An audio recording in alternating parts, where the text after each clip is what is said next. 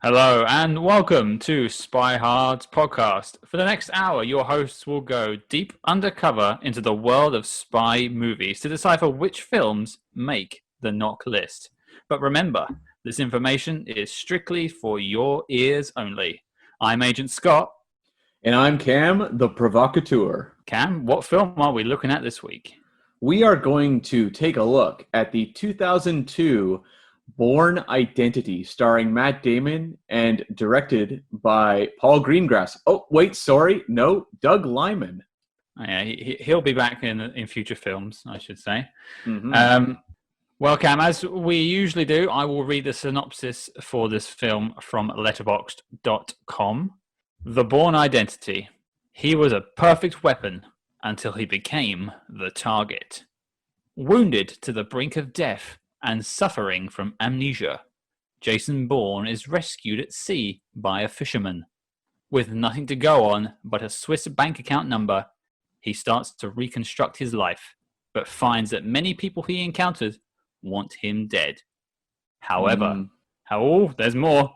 Oh, wow. However, yeah. There's always a however. There's more coming through. However, Bourne realizes that he has the combat and mental skills of a world-class spy.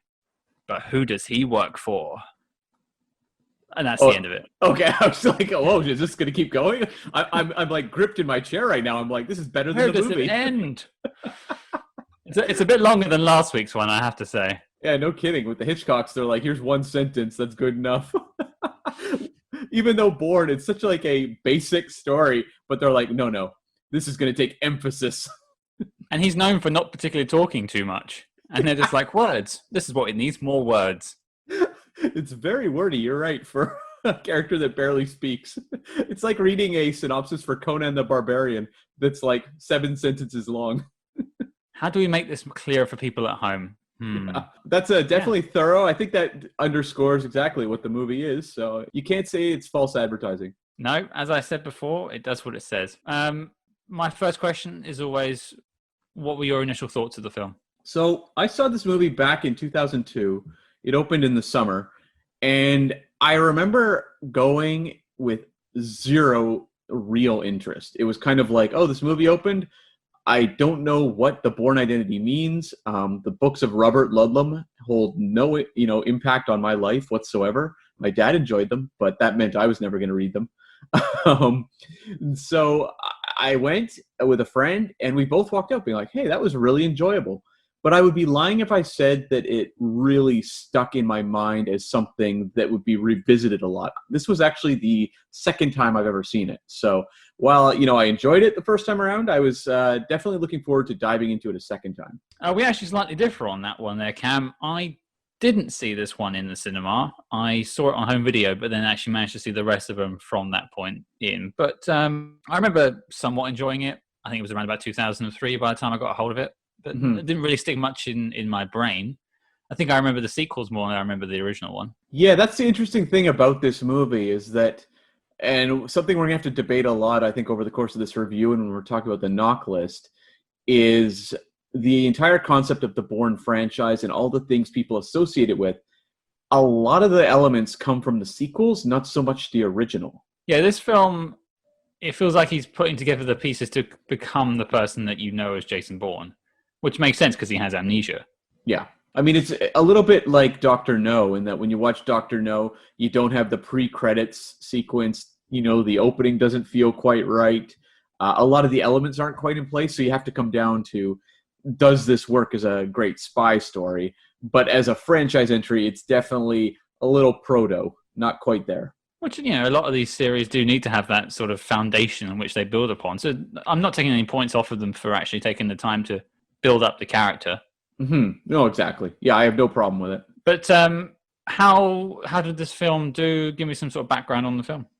Well, this movie, as I said, was released in the summer of 2002, and it basically came out with a lot of bad buzz around it. This was a problem movie that had been kicked around the release schedule for a while.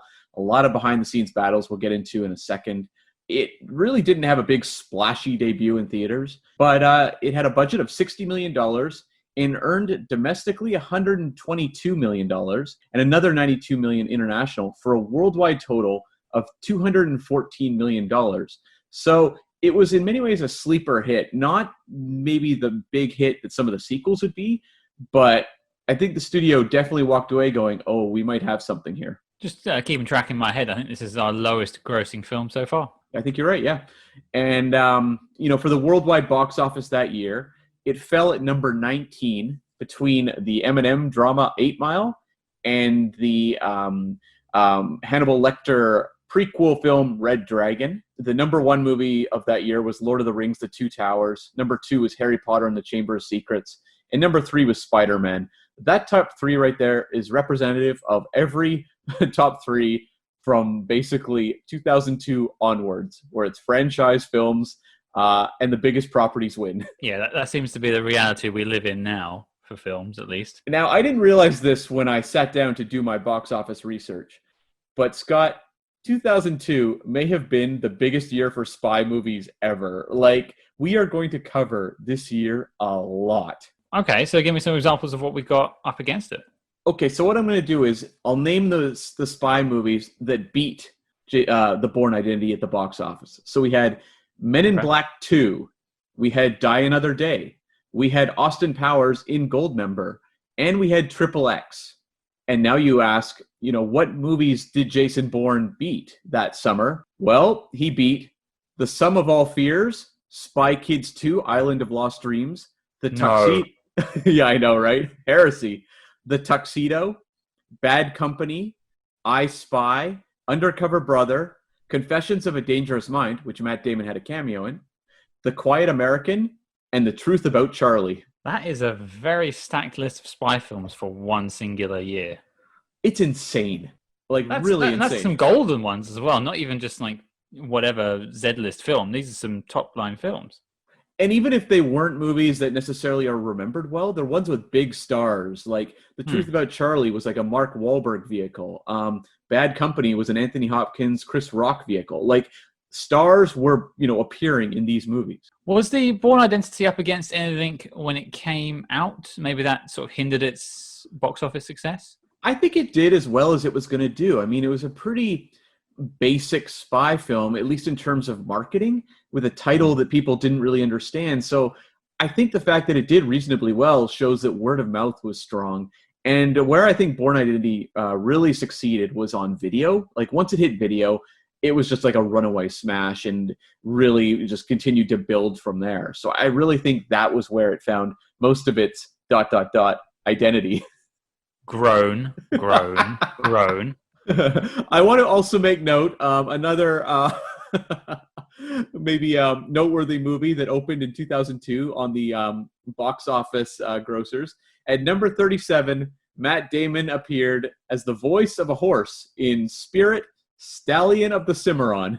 I can't say I've ever heard of that one either. Was it I have nothing to say about that film. What on earth was it? I think it was just a movie about a horse. I never saw it. It was an animated movie. We'll cover it on our on our spin-off podcast, Stallion Hards. Stallion Hards. Oh, Lord. So, Cam, in the sort of primer, you mentioned there was some behind-the-scenes turmoil. What happened? So this movie, for being kind of a low-key opener, had a lot of drama behind the scenes. Even when you look at it on paper, so like Matt Damon, who's obviously a huge star, at this point was kind of struggling a bit. Like, he'd had his huge breakouts with Good Will Hunting, Saving Private Ryan, The Talented Mr. Ripley. But then he kind of had a string of duds. Like, he had The Legend of Bagger Vance, the golfing drama with Will Smith. I don't know if you remember that one. For some reason, I do. I don't think I ever saw it. I think I just remember seeing a trailer and going, no. Yeah, don't worry. No one ever saw it. He also did Billy Bob Thornton's All the Pretty Horses, which was a movie with a lot of prestige around it because it was based on the book by Cormac McCarthy, and it was like a disaster, like a massive, massive disaster. Like, no one saw it. Is this episode going to be equestrian themed? You're right. I'm taking all our Stallion Hards references, but He did have Ocean's 11 leading up to this. So like that was kind of a step back in kind of the spotlight. But you really have to question with that first Ocean's 11, was it a Matt Damon triumph or was it like a George Clooney, Brad Pitt triumph? You know, Julia Roberts triumph. I don't know. That film always makes me think of George Clooney, really. Yeah. But I know he was there, but yeah, he wasn't exactly the headline of that film. Yeah, and so like with him being cast as a lead in this movie, it was not like a guaranteed thing. And same with like Doug Liman directing it. Doug Liman had done a couple independent films. He did Swingers with Vince Vaughn and Jon Favreau, which was obviously a big breakout. And he also did the movie Go with Sarah Polley and Timothy Olyphant. I think Katie Holmes was in it. And like those movies had a lot of energy.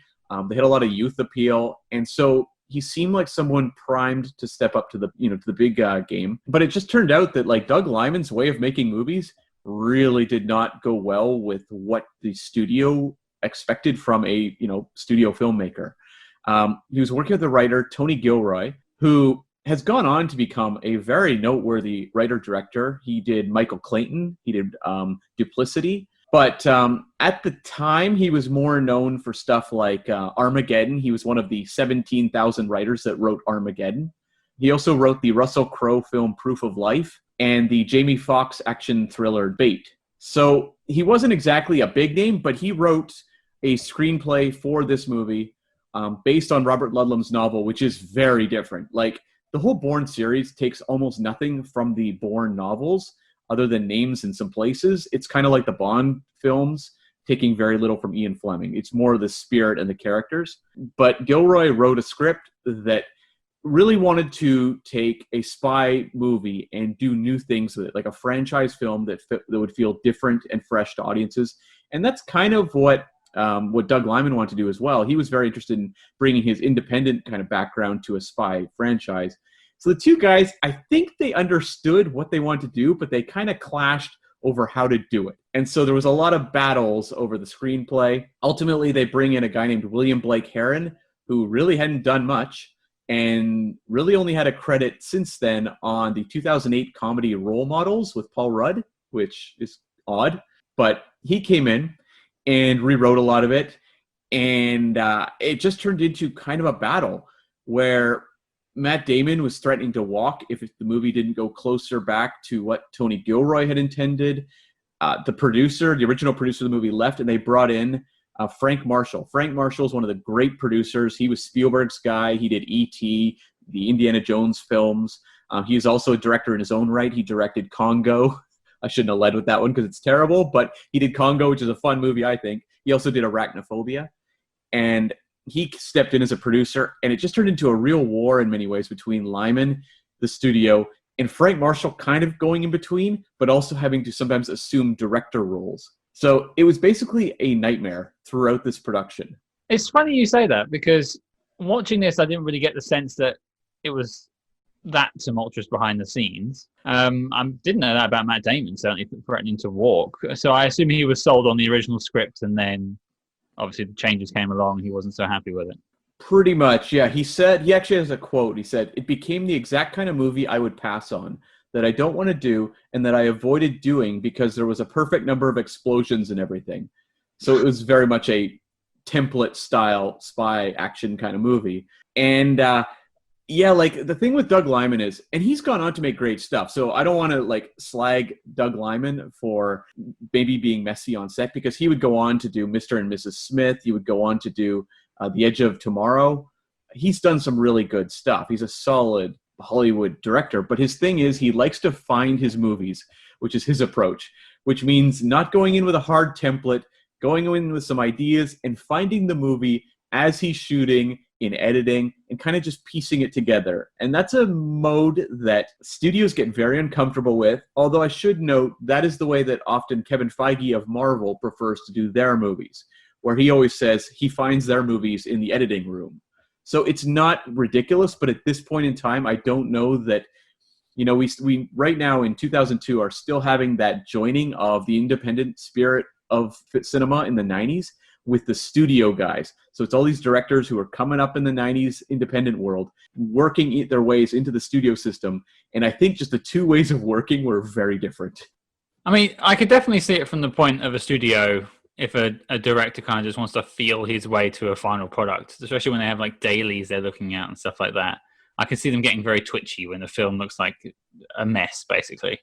Yeah, I mean, and I don't think they were thrilled when there was stories like Doug Liman paying the crew to stay late and play paintball. I mean, I'd love to work on that set, but yeah, I could see them getting a bit antsy.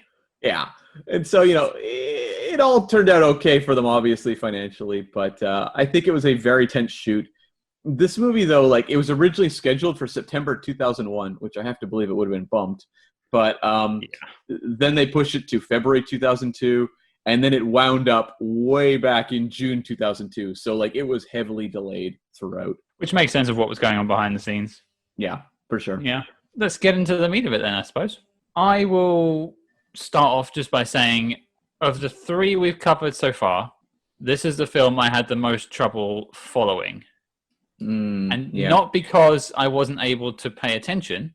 It just wasn't keeping my attention. Right. I did enjoy watching this movie again. Like, I think this is a really solid spy movie, but I think when we talk about the NOC list, we're going to have some hard conversations about what constitutes a movie worthy of entry into the NOC list. Mm-hmm. I will say, like, a lot of the elements of the world of Jason Bourne I found very involving. The amnesia stuff has held up very well as a plot mechanic. I think Matt Damon's fantastic, and we'll get more into performances and everything later. But for me, there's something about maybe the second half of this movie where I found there's a bit of a lull, but also you're right. Like, for a very basic movie, the plotting is sometimes overly confusing. And a lot of the talk, obviously, that I just had was about how Doug Liman likes to find his movies in the editing room. And I really got that sense a lot. There was like scenes where you'd see characters just like walking down a hallway where there would be voiceover of dialogue from an entirely different scene. And you could tell that they were kind of using impressionistic editing to just kind of pull everything together. But my guess is that there was a lot of, saving their bacon in the editing room going, this thing's slow, we got to speed it up, let's start cutting this together and pasting that together. And not to say I didn't enjoy bits of the film, as you did too. There were several sort of moments, several like the chase scene in the car, things like that. Great bits of cinematography. But I just think it's the first film so far that we've covered that I looked at my phone. I don't know if that's damning or not. Maybe that's how I am as a person, but it's the first one so far. Was it like the plot of the movie, or was it like the character stuff, or what was it that you just found kind of tough to, I guess, really, it didn't necessarily transfix your imagination? I think I got quite far. Maybe the second half of the film was actually about the time. Maybe that's when I started losing my interest in it, especially when you get to bits post the mini chase. Bleaching her hair and they're going undercover, or they're running away to the snowy part of France, wherever that was, and a bit in the house with the family, staring at the kids, and you just think, okay, when are we going to get back into the action part of it, I suppose? And all the bits are moving in the background. The chess pieces are moving, obviously. You've got the professor. I just remember last week, because we also had the professor last week. That's true, yeah. So you had the professor, obviously, getting the message to go take him out, things like that. But I think I just zoned out a bit. Right. Sometimes the things just don't click. I don't know. I feel like the first half of this movie is propulsive. It is like, you're Jason Bourne. You don't know what's going on. People are chasing you. And the movie just shoots you through that first hour, I thought, very well. On a technical level, it's often really impressive. But when you get to that second half, it's a little more of the meditative stuff of, as you said, sitting in the, kind of the safe house of this country cottage or whatever it is in France. A lot of the characters just slowing down, which, I get what you mean in that I found it a little tougher because the characters aren't as, layered as they would be in, say, a different type of movie that would spend a lot of time with its characters. Jason Bourne doesn't have a heck of a lot of personality yet. And so a lot of it is just kind of like waiting for the inevitable, because we know there's these characters like the professor out there. Obviously, Chris Cooper is still wanting to bring, everything, all hell down on Jason Bourne.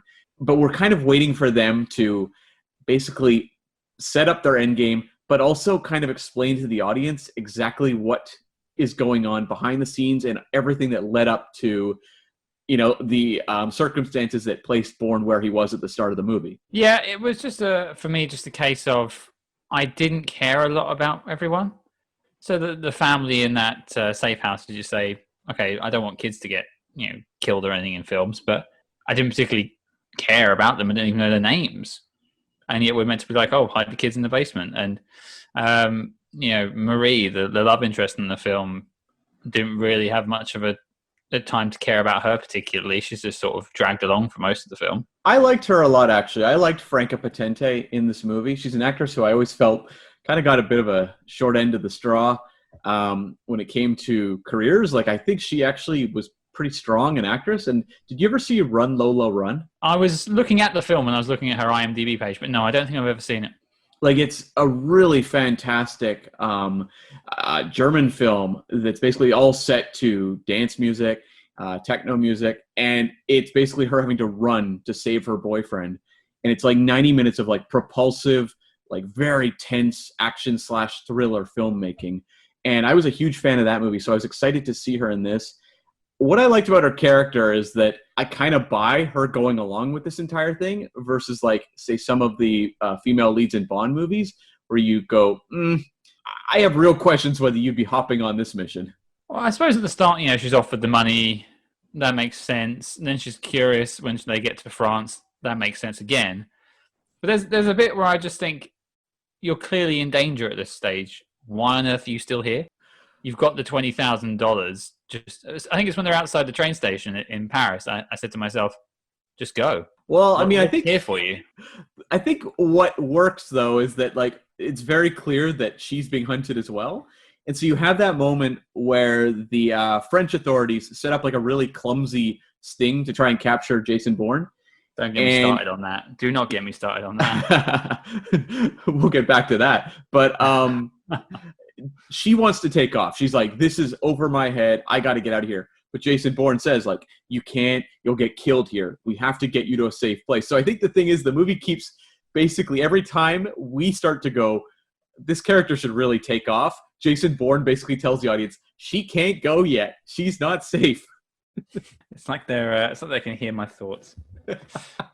So the thing is, we're on the topic of the sort of the police in this film, and I just think there's a lot of sloppy work on that part. Especially, they just sort of casually walk up to the car when they know there's a guy who's wanted for murder, I believe, at this point. Mm-hmm. Three of them casually walking up, and they just seem like completely surprised when he just drives off in the plenty of room they've given him. I just think, okay, you could do better than that, guys. It doesn't say a lot for France's finest. I mean, is it helped at all by the fact that we cut to Chris Cooper being like, what's going on over there with the police? I don't think it's helped by that fact. But then that's not the first time in the film where he slips by other agents or police with barely trying at all. Are we supposed to just take that, though, as underlining just how badass Jason Bourne is? I think that's how we're supposed to see it. Yeah. He certainly doesn't seem to break a sweat. And I suppose that plays into sort of earlier on in the film when he's sleeping in the park in Zurich. And the police wake him up there and he just takes them both down without even really thinking about it. Matt Damon is really good in this movie at these scenes where his superpowers or whatever come out, his spy powers. And he has the ability to demonstrate these like physical abilities or strategic abilities while also looking surprised at his own achievement. Yeah, I think that's actually kudos to Matt Damon on that one. There's several times in the film where he's just, you think of like earlier on in the film when he's talking to himself in the mirror on the boat in different languages, and he has no idea why he's saying it or how he's saying it, and you actually believe him. You really do. And I know a lot of the decision-making behind the creative direction of this movie was that they wanted to basically make an anti-Bond movie, a spy franchise movie that stripped away the artifice and sort of the cheekiness of Bond movies. And I think at this point, too, Bond was maybe starting to sag a little. This is after The World Is Not Enough, and maybe there was some thinking that we could do something different, and maybe Bond is getting a little tired. And I have to wonder, like, I guess I got a couple points, but the way that Jason Bourne is played by Matt Damon in this character, is this performance from Matt Damon like a cut above the type of performance we would see, say, as an actor as James Bond, maybe before Daniel Craig? Yeah, I would say it's certainly. You would almost say it's like a proto Daniel Craig, without maybe some of the cheekiness that he does pull off from time to time, and that is fine, and you enjoy that bit. But I missed the cheekiness. And I think that's totally fine. I think I said the same thing back in 2002. But I have to wonder, like with a character like Jason Bourne, it's so much is internal, and so much is just played out in very like brief flickers, in his eyes or in his expression, that it does feel like a much more subtle type of performance, obviously, but also a more nuanced type of thing that you would have to get across than an actor playing James Bond. I think Daniel Craig had the bar raised for him in terms of performance as Bond, but Jason Bourne does seem like a trickier job. I think this type of performance could be really boring. Really boring? As soon as I said that, I was like, yep, the boring identity. Yeah. That's it. I'm sure that's been written down somewhere before. I'm sure it has. But I like some of the actors considered for this, because Matt Damon wasn't the number one choice. Brad Pitt was, being discussed. He left instead to do Spy Game with Robert Redford. Russell Crowe was also considered as well. I think you needed to give this film to an actor with some chops. So I think Matt Damon is a good choice. And as you said before, it is more, contemplative in his approach. He's not like, Sean Connery or Roger Moore just chewing scenery his way through the film. So I'm glad they've got an actor with some clout behind it. So, I mean, is that sort of your feelings on his portrayal then? You're quite happy with what he did? I really was. Like, he had a man of action kind of mode that I thought was very satisfying to see realized. And when you see moments, like, for example, there's a scene early on, he's escaped from a consulate, or he's about to escape, and he's up on a fire escape, and he has a bag carrying money and passports and all that sort of stuff, and he drops it. And we have this scene where he just does this very graceful descent from this fire escape down to get his bag and to get away, that I really admired, because it's all played out very unflashy. Like, this movie does not have action that's flashy the way Bond action sequences are. It's very like matter of fact, but shot incredibly well, and it feels very real world. Like, even the locations, we spend a lot of time in like hallways, back alleys, just places that, like the Bond franchise, those locations don't exist. Yeah, you're right. It certainly does feel more down to earth in that regard. There isn't tons of explosions really at all, and it has that sort of gritty feel to it. And you're right, when he's climbing down the side of the embassy, it's not played for laughs. It's not he's not quipping on the way down or anything like that. Nor is there like a particularly over the top action score going on in the background. He's just climbing down the building to get away. Yeah, you have a very basic score by John Powell, which I thought was really effective, but it's only used sparingly. A lot of this movie is played out without a score. There's a big battle in a stairway at the end of the film that is entirely free of music whatsoever. I'm really glad you mentioned that action sequence there, because I have a note. Have you ever watched a TV show called Red Dwarf? I haven't, no.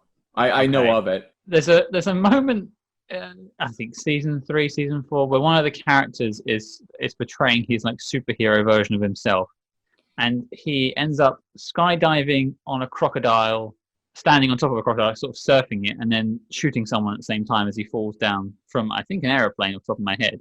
Yeah. And all I had was a vision of that in my head as he body surfed his way to the bottom ground while shooting someone.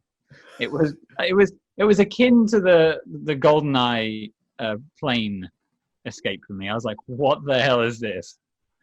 It's interesting because this stairwell sequence was actually added after production. They screened the movie with a close to done's final version, I guess. And the studio walked away kind of going, well, audience scores were okay, but I think we need a bigger ending. So they went back and shot this stairway battle. Because when you watch the movie, and I'd done the research before I watched the movie, you can notice that Jason Bourne basically beats up Chris Cooper's character, takes off, gets in this big fight, walks away limping, and we don't see or hear from Bourne again until we just see him walking across like a bridge or something, and he's not limping, he doesn't look too rough, so you can tell that sequence, it was very much a insert here kind of sequence, even though I think it's very effective. See, I was going to ask you about that. You didn't mention it in sort of the briefing part at the beginning, but there was obviously some reshoots at some point. Yeah, it seems like that's a big part of it, was just that stairway sequence. And it's pretty effective. I mean, yes, we can laugh at sort of the over-the-topness of riding the body down to, what, like 3 floors or something like that? It felt more like Ben. I thought, like, how is this guy's ankle surviving this fall? Like, what's going on? He is a superhero at that point. He really is. And I really did enjoy that sequence, but it is a heightened level of action that we don't necessarily have in the rest of the movie. Like, when you look at the car chase you referenced earlier in the Mini, that chase sequence I actually kind of appreciated, because I made a note, if this sequence happened in a James Bond movie, he'd be in like, an Aston Martin or like a beautiful sports car. Whereas Jason Bourne's doing it in a Mini, which feels very intentional. But when you get to that final sequence where he's like riding the body down, I'm like, I mean, I don't know that a real world spy operative would necessarily take that tactic. It certainly seemed like a bit of a gamble. But actually that, you didn't mention it, but was the very obvious use of green screen at the beginning and the end of the films also a use for those reshoots? Because those scenes were so jarring on my Blu-ray copy. Oh, what scenes in particular? I really didn't see them. So was it the beginning where Conklin is talking to Ward Abbott, I believe, when they're sort of debriefing him, and then there's right at the end where Ward is talking to, I guess, Congress or something like that. Okay. Where it is so clearly a green screen. It was jumping off of my television. And that's why I thought they were reshoots. It was so obvious that they were just sitting on a chair next to each other, and they green screened it like sort of it's like a lunch hall, I think, at the beginning, and then obviously the conference room at the end. And I just thought, this is horrible CG work. I mean, it wouldn't shock me. I think there was some patching together on this movie, as I referenced earlier, the weird scenes of just like dialogue exchanges happening over just characters walking down hallways. It wouldn't surprise me if they were some inserts just to make the movie clearer, because while I don't have anything against the Doug Liman approach to finding the movie throughout production and in editing, I don't know that that's the world's greatest approach when it comes to like a spy film that depends on plot points connecting. I mean, could you have seen Alfred Hitchcock doing the same thing for North by Northwest? No way. Alfred Hitchcock was notorious. Yeah, that's kind of a Hitchcock pun there. But was notorious for storyboarding his movies long in advance, and to the point where he actually did not enjoy production, because he would always say, I've seen this movie already. Like, now I'm just basically reliving it. Over and over and over again. Yeah, and the monotony of going every day to shoot, a shot of Cary Grant just running down a hallway and being like, yeah, I've seen this. I storyboarded it. I know what this movie is. And so Hitchcock would always kind of complain about that. But in this case, yeah, it does feel like maybe when they got to the end, there was a lot of missing pieces that they need to connect. Because while the overall thrust of the movie is very basic, I mean, very basic. Guy is stood up by his own government, on the run. They want to kill him to clean up, basically a job that they screwed up. That's very basic. That comes across in like a sentence or two. But there's a lot of details. There's a lot of scenes of Chris Cooper and Brian Cox talking about the various aspects of the job and Treadstone and various programs and all this sort of stuff that I remember began to annoy me as the franchise kept going. Here, it's actually pretty stripped down in comparison to some of the later ones. But at this point, even still, you have two characters who you could tell they were like, the audience is not going to be able to follow this. These two characters need to be explaining these things. And at least with sort of Cary Grant in North by Northwest, you you bought that you were meant to be confused going through the film. You look at North by Northwest, where like a lot of the exposition comes, say, at that airport scene, where Hitchcock deliberately drowned out the audio with the airport noises because he's just like, the audience doesn't care. It just allows the characters to exchange this information. Which is ultimately what you want, is your sort of main character to have an idea of what's going on so he can complete the story. Mm-hmm. Well, I've got one thing to say about Bourne before I'm done with him. I did I did understand his reaction a little bit. You remember the scene just after they've dyed Marie's hair? The Bourne hairdresser scene? Yes, the very long shot of him dyeing her hair, and even though I think most people could do it themselves with a self-dye kit, but he's doing it for her. He's such a benevolent guy like that, you know. He seemed very good at it. Is this a sign that part of his training was as a hairdresser? Had he gone undercover at some point as a stylist? Yeah, so you're saying he was sort of pretending to be Zohan or something like that. He spent a few months undercover in New York in a salon. I mean, why not? Yeah, sure. He was very effective with just a pair of scissors and some dye. He got the job done, I suppose. But my gripe was what came afterwards. I think it was directly afterwards. You can correct me if I'm wrong. But then she leans in for a kiss? Yeah, it's around that point. That's the first full-on love scene for sure. Yeah. Okay. So when I was watching the film, she goes in for the kiss, actually. She goes in for the kiss, and he kind of freezes a little bit. And in my head, I'm going, that's not what James Bond would do. And then I kind of took the mickey out of him, and she goes in to kiss him again, and he still kind of just sort of like stares at her blankly. And then on the third attempt, he actually kisses her back. Basically, I understood what he was going through because I've kind of been there before. So I have a story from my past, Cam. Are you ready to hear it? I am. Okay, I'm sorry to the person this also involves. I won't mention them by name, but if she's ever listening, I am truly sorry for this. So I was about 15. Let's go with 15. And let's remember that Jason Bourne at this point, has amnesia. In his head, he's never kissed a girl before. We can agree on that, right? Yeah, no, I buy that, yeah. Yeah. Now, I was around a female friend's house one evening, and we have been sort of flirting with each other, whatnot. And she goes in for the kiss. Now, I'm a 15-year-old boy. I like girls. A girl is kissing me.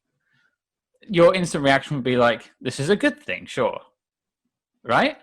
Sure, yeah. Logically, that would make sense.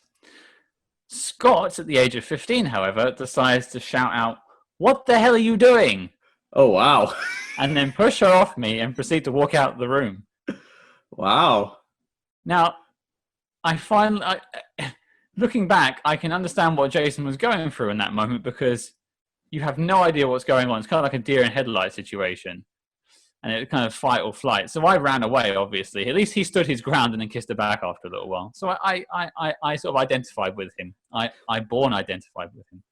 Well, and also, I mean, you look at where this character is coming from emotionally. I mean, he'd be very conflicted and confused. So I kind of buy that he's not necessarily leaping at this connection that, say, like, I don't know that I would say James Bond has a lot of emotional connections. James Bond's more of a leap before you look type.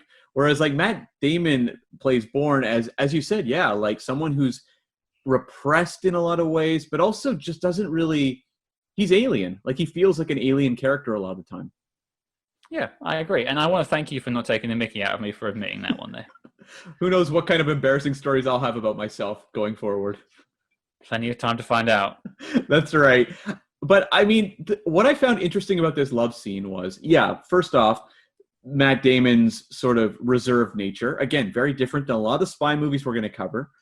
But also, you see like the camera focuses more on his physique than hers really throughout this movie. But, it's him stripping off his shirt and showing him like the camera's on his back throughout it. And then in the morning, we see like she gets up and she's wearing like, grubby boxers basically or shorts and like a tank top. Like it's not the like sort of the sexy post-coital stuff you see in Bond movies at all. Like it's played very realistic. And the movie definitely focuses more on his physique than anyone else's. That is, I think we're coming back to that again, but that definitely is a through line through the film is realism. Definitely. And I even was remarking in my notes, right off the bat, the movie opens with Jason Bourne floating dead in an ocean. This, boat, a fisherman pulls him in and is like pulling bullets out of his back and everything. And I wrote a note that just says, James Bond doesn't get shot. So right from the get-go, this movie is saying, this is not your ordinary spy. Yeah, he almost has to work his way back to the point of even being a spy. Exactly. And so I like how the movie managed to take the elements of not just the spycraft stuff, but also works in just human connection. So, like, for me, all that stuff really played well. And so I kind of walked away satisfied in that regard, more so than I probably was the first time through. Yeah, it felt very grounded, I would say. I would agree with that. What did you kind of mentioned it earlier, but what did you think of the character of Marie? I really liked this character. I think we were at a point, you think about it, this character of Marie, who is a very different role actually in the book, much more of a damsel in distress type. They made her a much more interesting character in the film. I feel like this was in many ways a response to the Denise Richards Bond girl in The World Is Not Enough, and some of the Bond girls that have been criticized in the past as being very one note or kind of cartoonish. Marie feels like a real person. I loved, like full on loved, the scene after we have the big fight in the apartment, which I want to get back to. But she walks out of that just like stunned. Like she has the moment where the assassin like hurls himself out the window and she goes like, why would someone do that? And we see her being escorted out the hallway and she's throwing up. Like there was a realism to that character that I completely bought. And I think Franka Potente did a fantastic job grounding her in a way where we didn't sit there going like, this character is dumb, which happens so often in these types of movies where you are a tag-along, both with female and male roles, where they're tagging along with someone in an action movie and you keep saying like, why is this character doing this? They must be really dumb. I could understand why she was doing the things she was doing and why she was reacting the way she reacted. I mean, apart from my blip, which I said I think she would have left earlier on in the film, and as you said, they did sort of do their bit to explain why she was sticking around. You don't have to accept that. Yeah, it is. The film is what it is. If that's the story it's going with, that's fine. Yeah. But otherwise, I think she was fine. I think she served the plot well. I had no problem with the performance. And I did quite like the fact that she reacted how a normal person would when they're seeing someone get, they're fighting with knives in a room in a place where she's never been to before. It's all completely alien to her. And then he throws himself out of a window. Yeah, and I mean, not only that, it's not only is there like a fight with an assassin in this room, the assassin like comes barreling through a window out of nowhere, firing a machine gun. Like it's a pretty hilarious submersion for her into the world of spydom. Yeah, I think I would probably look a bit concerned if someone jumped through my window right now with a machine gun. It's pretty amazing. And I like that she gets smarter and smarter as the movie goes in terms of how she should be operating, because when you get to the end where the Clive Owen character shows up on that family cabin or whatever it is, country home, Matt Damon says to Iman, I think is her friend, to get the kids into the basement and everything. And she's the one being like, yeah, we got to go. She understands what's about to happen and why it's important for them to get to safety. Yeah, you think by that point she's seen a little bit of shit. She's been driven at maximum speed around the streets of Paris, and there's a guy with a machine gun in the same room as her. Her world's turned upside down in a matter of a day, basically. I was curious, though, we talk about the Clive Owen stuff as well as the fight in the apartment. What did you think of like the hand-to-hand or shooting type action in this movie? Very different than James Bond action. That was probably one of the bits I actually enjoyed overall. I think the hand-to-hand combat felt realistic. It felt snug. It felt like you were there. You didn't lose track of who was who, which happens a lot in action films. It felt you could follow it through, which I liked, and it didn't feel like there was any wasted moves. And I mean, you have the introduction of the Bourne trademark of using household objects in his fights. You have the pen in this movie, which I thought was pretty well done. I saw the pen, and I immediately did the whole the Sean Connery line of the pen is mightier than the sword. Although wrong franchise. Yeah, quite. But that line lives in my head.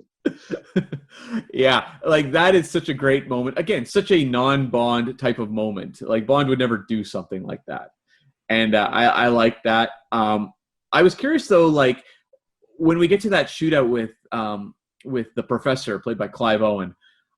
I was surprised at how it plays out in a realistic kind of way, where you have Bourne shooting like an explosion off, but then like using things like birds as diversions, and then just like charging him in a field. Like it feels much more stripped down and gritty than you would see in a lot of spy action scenes. It feels like he's actually, even though he's already forgotten all of his history, it feels like he's been through several of these sort of encounters before and knows exactly how to deal with it. And you're kind of in amazement as he deals with it so swiftly. There's a guy in a hill with a gun. Technically, he's got them all pinned, but he manages to get around him and take him out with a double-barreled rifle.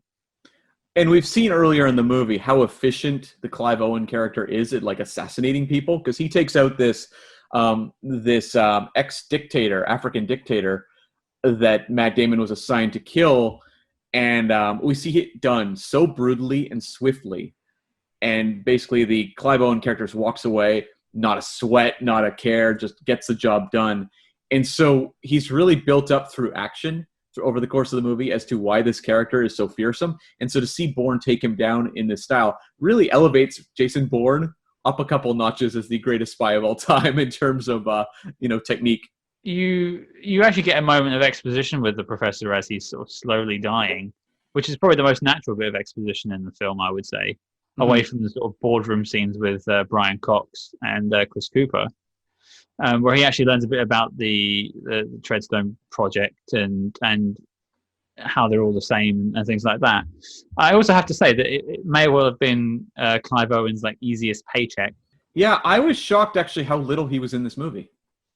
I wouldn't be surprised if it was one of those things where he'd done a lot more originally and it just was never used. Quite possible, because I wondered the same thing about Julia Stiles, whose character feels very just like she pops up in some key scenes, but she barely speaks. It seems like the type of role that they wouldn't cast an actress of. I mean, she wasn't like a huge star, but she was pretty well known in movies like 10 Things I Hate About You. I think they'd done the Othello adaptation at this point. Like, she was an actress with some, name value. It's kind of weird to see her just like sitting silently in rooms. Yeah, I always feel like if you can put someone's name on a poster and most people will go, oh yeah, I know them, they're doing quite well. And if Julia Stiles' name was on a poster in 2002, you'd know who it was.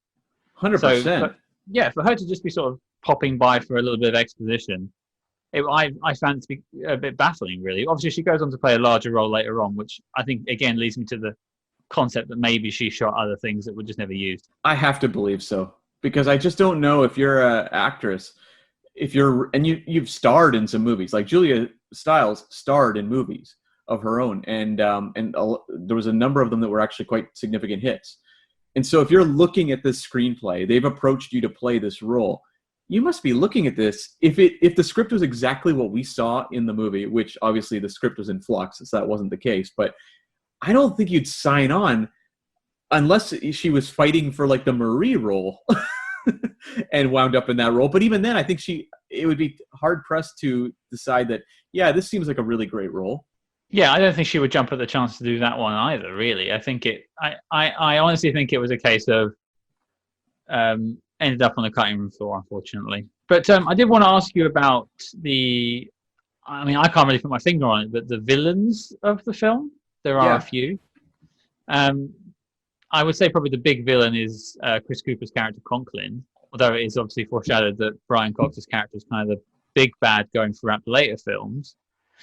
But how did they work for you? I think Chris Cooper is amazing. I mean, you cast Chris Cooper as a villain, and he will always walk away as an MVP. He's amazing in The Muppets. And I was waiting for his character to say maniacal laugh in this movie.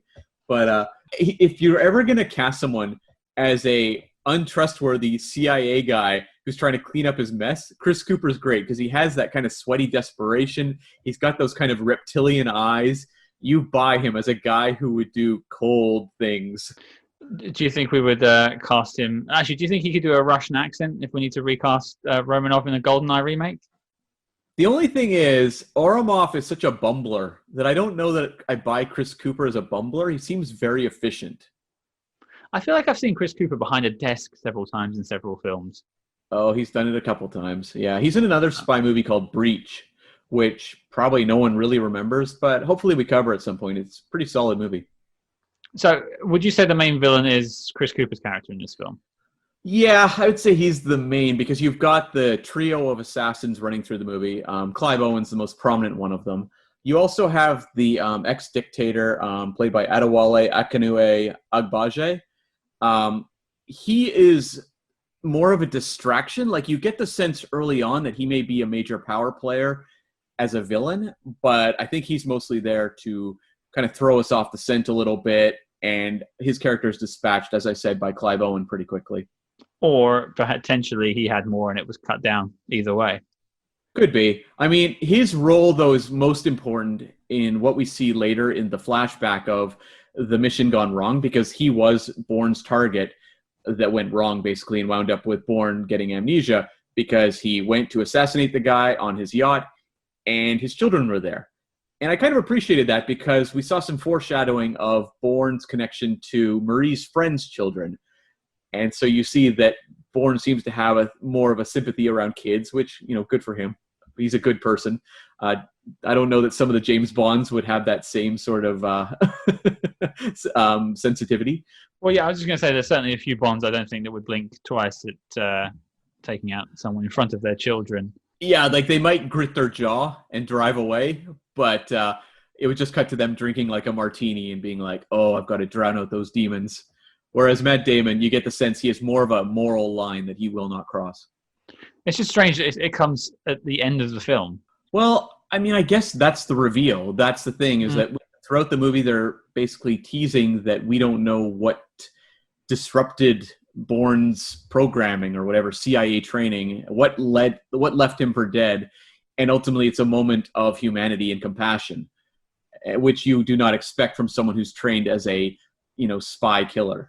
No, I suppose it does a lot to humanize Bourne. As I say, I just found it a bit weird that one of the big developments comes at the end of the film. It's definitely a film I feel that it's meant to set up the sequels. Yeah, I agree. I don't think it ties up as a package at the end, particularly. You wouldn't have been happy, though, if the movie had just ended with him, like the franchise had ended with him just with Marie at that store by the beach or whatever? If they cut out the scene with Brian Cox's character at the end and then gone straight to the scene in Mykonos with the mopeds, I could maybe have seen it as a contained unit. But because they do that bit where he's talking about the next project, which is what they use in later films, and he's got away with it almost, you're kind of thinking, well, what about this bad guy? I mean, the thing is, they knew when they made this movie, they had 3 books, 3 Robert Ludlum books. There's more Bourne novels than 3, but Robert Ludlum only wrote 3 himself. After that point, they were taken on by ghostwriters using his name. So they knew they had those 3, even though they were taking nothing from those books in terms really of plots. They knew they had those titles and those brands. So I think there was definitely... I don't think this movie ends on, like, say, a cliffhanger where you need more, but they wanted to have those breadcrumbs there so they could continue if the movie was a hit. Sure. I can buy that. I suppose I'm just used to sort of sequelitis these days. Mm-hmm. And I kind of look for it now in films where they try and set things up, and I always feel happier when it feels like a self-contained unit. Right. Like, I am a fan of the Christopher Nolan approach where he shoots every movie to be the solo movie. Like when he made The Dark Knight, which is a sequel, he said, I'm not thinking about any sequels. I'm just shooting this movie. And I do dig that approach. I think a lot of the continuity between sequels, if it's handled really well, it's fantastic. But when it's kind of clumsy, it gets frustrating. And so, like, yeah, if you aren't necessarily digging the Brian Cox sort of setup for a potential sequel stuff at the end of this one, it could feel a little bit clumsy. Before we get to the point of talking about the list, I did just want to talk about a couple of the key sort of scenes in the film. I mean, we mentioned the mini scene and we mentioned the pen fight, as I wrote it down as. Yeah. But was there any other big scenes like that you enjoyed? There was just a little thing that made me laugh that I want to note. I'm glad you actually prompted me for this because I would have forgotten. But we see a scene in a Swiss bank, which I thought was a pretty tense scene, where Matt Damon goes in and he's going through his passports. and we see all his different aliases. Because you have, obviously, Jason Bourne. You also have, what is it, John Michael Caine, which is his alias that plays a bigger role in the movie, where Caine was booked into hotels and everything they investigate. But I had to laugh when I saw his Canadian passport. Being a Canadian myself, I'm like, what kind of awesome name is Jason Bourne using when he's in Canada? And that name is Paul K. Paul K. K-A-Y? That's right. Now, you have to fill in the blanks for me. Is that a particularly Canadian name? It's boring. Oh, critical of his own people there. I mean, I'm not saying we're boring. I'm saying, like, it's like the movie's like, he's got to have an awesome name in America. Jason Bourne is a killer name. I'll give John Caine some badass points as well. But Paul K? Who wants to see Paul K? Are you saying you wouldn't get tickets to the K Identity? No. When you say K, now I just think of like Kmart. Or like a older woman's name in the 80s, like on a sitcom. Or like Vera K or something like that. Or just a first name K, yeah. Oh, right, okay. It's not a name you hear much anymore. But yeah, Paul K, I was like, come on, guys, give us something. Give me a bone here, come on. And I don't know that Paul's the most exciting name either for a super spy. He follows up with Michael Caine, though, so he's kind of got that going for him. I guess, yeah. The only other thing I quite liked was actually during the staircase descent before he does the person riding to the bottom. I did find it quite badass when he gets that silenced pistol and shoots it upside down. Oh, that was awesome. Yeah. I just think, like, yeah, okay, pretty badass here. I just love any scene where he operates really efficiently. Like, I like the scene even when he's in the diner with Marie and sizing up the entire room and how everything works. You know, I know to go to this car to get a gun. I know that, you know, the guy at the bar, you don't mess with him. I like that he can size up rooms, and I love any scene where he walks in and looks around because you instantly in your head start going, he's doing all the things he said he could do. Hey, I wouldn't say that checking your exits is necessarily a spy thing. I know I always check my exits, but that's mostly so I could avoid social situations. I'm mostly just an idiot bumbling through life. I think that's the third week in a row you've said that now. That'll be another theme of the show. We know I'm bad at accents and apparently checking my exits. Add that to that list, the cam list, I guess. I have a question for you, though. There's a scene where they're driving and Marie asks Bourne what kind of music he likes, and he can't remember. Here's my question to you. It's 2002. What kind of music does Jason Bourne like? Oh, what a question. Okay, so 2002, Jason Bourne, pretending he hasn't got amnesia in this case. So what does his CD collection have? I get the suspicion that he likes to wear a lot of black and listen to a lot of screamo. Right. So sort of My Chemical Romance, that sort of thing. Like he's so hyper confident in his life when he's outside, you know, being a secret agent and whatnot, that when he gets home, he just wants to let all his emotions out. Sure. Did you ever see the movie Euro Trip? I unfortunately did see that film, yes. But you remember Matt Damon doing the punk rock song number in that as a cameo? Hey, do you want another relationship story of mine, Cam? I don't know if I do. Oh, boy. So that film came out, right? Yeah. And my family rented it on VHS, I imagine, at that point from Blockbuster. And literally a couple of weeks before that, I had broken up with my girlfriend at the time because she had cheated on me. Right. And there's that song, that Matt Damon sings. Scotty doesn't know. Scotty doesn't know. I'm like, what are you doing to me, parents? What are you doing? Really cool. That is emotionally scarring. I regret now bringing up the movie Euro Trip for a multitude of reasons, primarily that one. I didn't need to go back there, Cam. I'm still sore from this, all right? But my point was, Matt Damon in that movie, you think Jason Bourne is like that at home singing to his screamo music. Absolutely. I think he's got like himself a little disco ball set up or something like that with a microphone stand so he can really go for it. Sure. I did appreciate how Bear's apartment was. That's something I like in spy movies where we see their apartments and they're nice, but they're like empty. Well, that seems to be all he does in his spare time is pull ups and you know, lifting weights. I mean, the first thing he does when he gets out of the ocean and puts a jumper on, starts doing pull-ups. That's why he's Jason Bourne, and we're us talking about Jason Bourne. You couldn't be more right. Yeah. But that does lead me on to the inevitable question, Cam, and I'm sure you've been waiting for it, but does the Bourne Identity make the NOC list? I struggled with this so much because I really enjoyed this movie. This is a solid movie that I would recommend to a lot of people. I would say, hey, check out the Bourne Identity. I think you'll really enjoy it. But when we look at what the NOC list is, this is like the definitive list. I mean, the name stands for the Need to Know Official Classics of the Spy Genre. And when I think of the Bourne franchise, a lot of the hallmarks of what people love about the Bourne movies doesn't really show up until the sequels. There's bits of it throughout this movie. A lot of it's there in terms of the character building. But do people think of this as like the great Bourne movie? And are we looking to bring it into the NOC list just because it's a Bourne movie and it ties to the trilogy, or does it need to be a movie that's a classic, a true classic by itself? So my answer is a very mild no. I would still recommend this movie to people as a movie to watch, but I just don't think it's quite up there with what we look to put in the NOC list.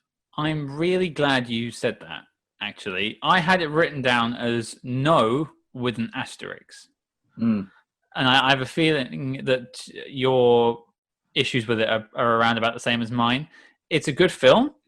I would recommend it to people, as you said, but I don't think it's a good spy film, particularly. I wouldn't put it up there with the last two that we've definitely put on the list. I have a feeling that maybe some of the other Bournes down the road might have a better shot at making the list, because for most of this film, he's not even really acting as a spy. He's maybe the first half of the film, I think he's just sort of figuring out what's going on. Knowing as we do where the franchise goes, like, I can completely see some of the other ones being maybe easy ins on the NOC list. It's been a long time since I've seen them, so I'm not going to commit myself to that, but I'm open to that being the reality. Whereas, like, this one, I just was like, I don't know that this is quite the bar. Like, I love the Bond franchise, and it's going to be hard for me to shoot some of them out of the NOC list, but a lot of them are not going to make the NOC list, I don't think, because they don't hit a bar. Like, this is the canon of spy films. And is the Bourne Identity a canon film?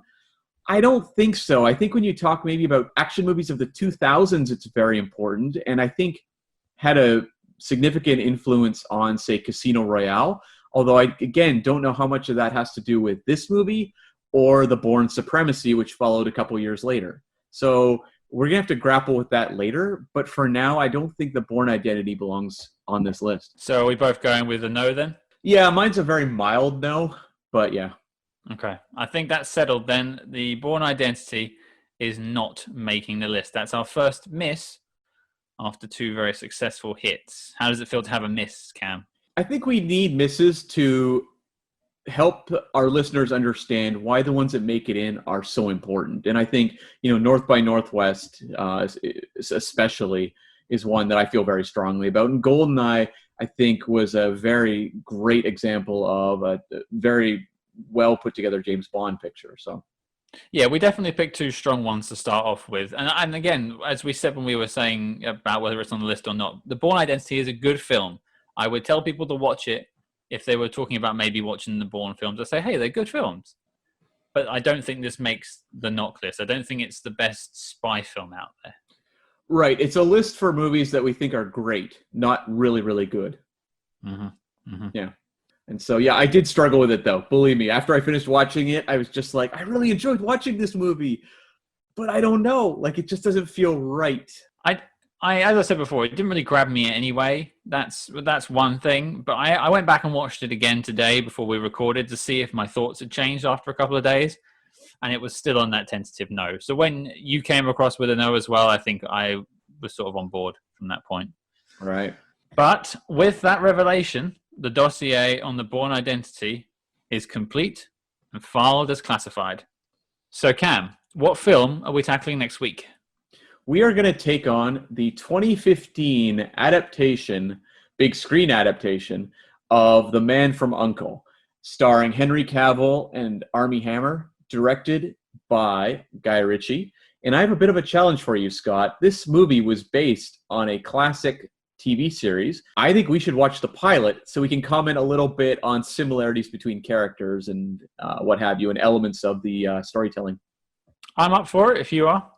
I'm down. So, yeah, if you want to check, listeners, if you want to check out the first episode of The Man from U.N.C.L.E. called The Vulcan Affair, and to the best of my knowledge, Spock does not appear in this. Damn. Well, there you go, listeners. Your mission, should you choose to accept it, is to watch The Man from U.N.C.L.E., the film, and also, if you can fit it in, the pilot of the TV show. Don't forget to follow us, discreetly, of course, at SpyHards, that's SpyHards, on Facebook, Twitter, and Instagram. But until next week, listeners, good luck among the shadows.